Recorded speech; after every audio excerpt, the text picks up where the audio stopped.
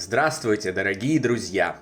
Приветствую вас на очередной лекции нашего канала «Жизнь после жизни есть, я знаю», который посвящен доказательствам выживания личности после смерти ее биологического тела и устройству потустороннего мира, куда всякий из нас попадает, когда завершается его земной путь, где и воссоединяется со своими ранее усопшими родными и любимыми и продолжает свое вечное путешествие по нашей прекрасной и бесконечной Вселенной.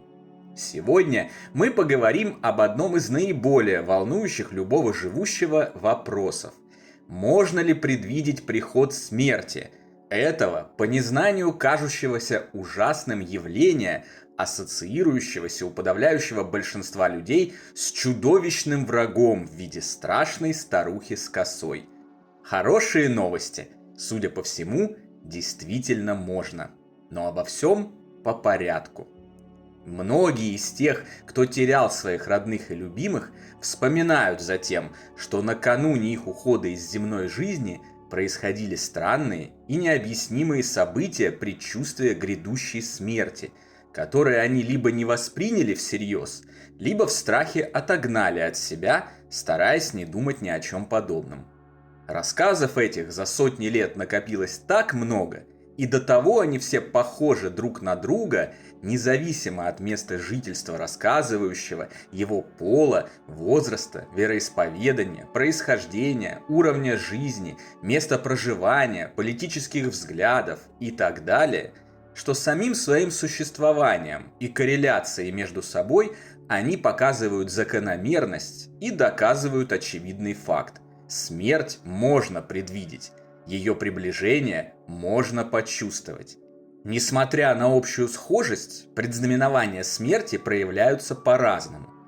Кто-то, просыпаясь накануне потери близкого человека, испытывает необъяснимую тревогу, несмотря на то, что вроде бы все прекрасно, ничто, как говорится, не предвещает, солнце светит, небо манит глубокой синевой, а мир цветет и пахнет.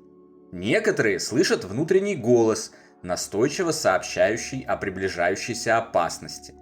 Иные наблюдают видения, из которых узнают не только конкретный час смерти любимого человека, но и ее вид. Многим накануне трагических событий снятся тревожные сны, образы и персонажи. Остановимся ненадолго на моем личном опыте. Где-то за полгода до того, как мой самый родной и близкий человек, уже знакомый постоянным зрителям канала Даня, завершил свое нынешнее воплощение на Земле, мне приснился очень реалистичный сон. Мы шли по одной из оживленных улиц Санкт-Петербурга и ругались из-за какой-то ерунды. Он обиделся и решил перейти на другую сторону улицы, чтобы избавиться от моего общества, а я пошел вперед. Через несколько мгновений я услышал, что что-то случилось. Раздались громкие звуки, крики, а я осознал, что потерял Даню из виду. Развернувшись, я побежал назад и увидел толпу людей, собравшихся вокруг лежащего на проезжей части человека, которого сбила машина, когда он переходил улицу. Подбежав к нему, я увидел, что это Даня, и он умирает. Я кинулся к нему, положил его голову себе на колени, начал успокаивать, гладить его по волосам, чтобы смягчить мучительные моменты умирания и хоть как-то унять его боль. Разрыдался от осознания, что это конец, и когда Даня в буквальном смысле слова умирал у меня на руках, я проснулся. Я сразу понял, что это непростой сон, настолько он был реалистичным. Но даже и подумать не мог, что всего через полгода произойдет то, что я в этом сне увидел. Только случится это несколько другим образом, из-за внезапно возникшей, как гром среди ясного неба, онкологии, о которой на тот момент того вещего сна ни я, ни кто-либо другой не мог еще даже догадываться. Позже, изучая потусторонний мир, анализируя происходившие события, я понял, что в том сне увидел кусочек будущего. Разумеется, не так, как это показывают в глупых фильмах и описывают во второсортных книжках, а один из множества его возможных вариантов с поправкой на интерпретацию моего человеческого мозга. Мое биологическое сознание в виде такой картины отобразило информацию моей души, которая все знала и заблаговременно показала мне некое предупреждение об этом. Я понял, что Даня должен был уйти. И это все равно случилось бы, потому что в силу определенного смысла, задач и целей такова была зафиксированная, неизбежная точка на его жизненном пути. Не так важно, как бы это случилось, под колесами машины или от смертельного заболевания. Это должно было случиться, потому что таков был план, по-видимому, созданный им же самим. А может быть и нами вместе, до воплощения, когда мы еще находились в нашем прекрасном доме на той стороне и подготавливались к приходу в трехмерный мир плотной материи. В день, когда Даня ушел, хотя никто и не ожидал такого поворота событий, наоборот, накануне он прошел химиотерапию, и все мы верили в лучшее. Меня накрывала волна странных чувств, что я должен бросить работу и быть рядом с ним. Должен обязательно что-то сказать, окружить его любовью, теплом и заботой. Я так и сделал. И никогда не смогу выразить всю свою благодарность высшим духовным силам за эту возможность. А сам Даня говорил о том, что никто не виноват в том, что произошло. Что он многое успел за свою, по человеческим меркам, короткую жизнь. Многое повидал, что ни о чем не жалеет. Шутил о том, что чувствует себя дедушкой. Проанализировав это позже, я осознал, что и он, и я уже знали, что вот-вот он покинет этот мир. Сам же Даня знал о своем уходе еще задолго до этого дня. С самого его детства мы, его родные, нередко слышали от него странные фразы: «Я умру молодым», «Я не пробуду здесь долго», «Я не оставлю детей» и прочие предсказания, казавшиеся нам в тот момент жуткими и страшными. В связи с этим мы, как и многие, кто не обладает знаниями о потустороннем мире и нашей бессмертной природе, предпочитали быстренько заткнуть Дане рот, отругать его за эти транслируемые им ужасы и поскорее забыть о страшном. Спустя время и все события, через которые мы прошли, стало очевидно, что все это было звеньями одной цепи. Цепи, которая лишь на первый невежественный взгляд может показаться страшной, несправедливой, мрачной и мучительной, но на самом деле, как и все остальное в созданной Творцом разумной вселенной, представляющей собой бесценный опыт и смысл нашей вечной жизни. Подробнее и во всех деталях об этом рассказано в нашей с Даней книге «Жизнь после жизни есть, я знаю. Путешествие скептиков в потусторонний мир». Огромное множество других подобных и похожих случаев я встретил и в опыте других людей, столкнувшихся со смертью близких, свидетельства которых я собирал на протяжении 2 лет. Большинство таковых случаев коррелируют между собой и очень похожи друг на друга, что само по себе выступает железным доказательством того, что такие предвидения и предзнаменования смерти не являются выдумками, галлюцинациями и совпадениями.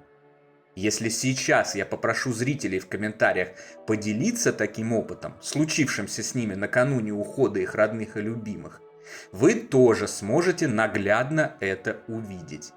А если вы сами являетесь носителем подобного опыта, вы будете удивлены, что, как оказывается, он в очень схожем ключе случился не только с вами, но и со множеством других людей, незнакомых друг с другом и не похожих друг на друга.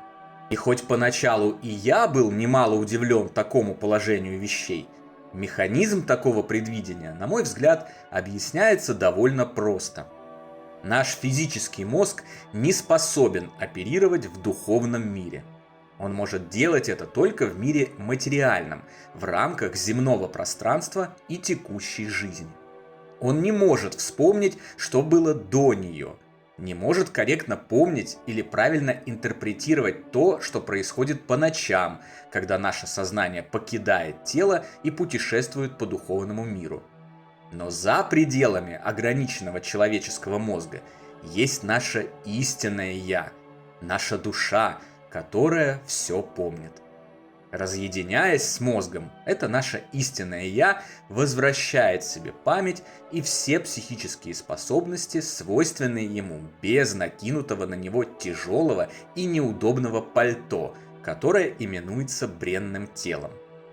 При прохождении важных моментов, неизбежных и необходимых точек воплощения, наше вечное «я», по-видимому, стремится помочь нам и сообщить о том, что будет, чтобы либо избежать опасного события, либо смягчить удар. Таким же образом возможны и предсказания событий, которые вскоре произойдут, но, как правило, подобные случаи ограничены очень коротким промежутком времени, буквально несколькими минутами до самого события, так как будущее очень многовариативно. Будущее – это бесконечно ветвящееся дерево, каждую секунду увеличивающее количество веток, возможных исходов и путей, поскольку каждый живущий обладает абсолютной свободой воли и ежесекундно же своими решениями влияет на изменения происходящих событий как с самим собой, так и со всеми остальными людьми на планете. Поэтому никто, ни один воплощенный, развоплощенный дух или ангел, кроме, пожалуй, самого Господа Бога с его бесконечными вычислительными возможностями и мощностями, не может точно предсказать, что произойдет, особенно если предполагаемое событие отдалено во времени. Именно с этим связаны множественные ошибочные предсказания как живущих пророков, так и духов с той стороны. Именно с этим связаны и успешные предупреждения наших развоплощенных родных и близких, когда они являются буквально за 30 секунд до опасности и предупреждают нас о ней. Таких подтвержденных случаев история тоже насчитывает невероятное множество, и вы можете ознакомиться с ними в рекомендованной нами литературе, перечень которой размещен на вкладке «Сообщество» или в разделе «О канале». То же самое касается и предвидения смерти. Мы лишь интуитивно и туманно можем уловить грядущее, но не можем точно знать, как и когда это произойдет. Но, быть может, в этом и есть смысл. Иногда нужно просто довериться провидению и позволить ему вести себя. Ведь все, что происходит в нашей жизни, мы когда-то определили для себя сами.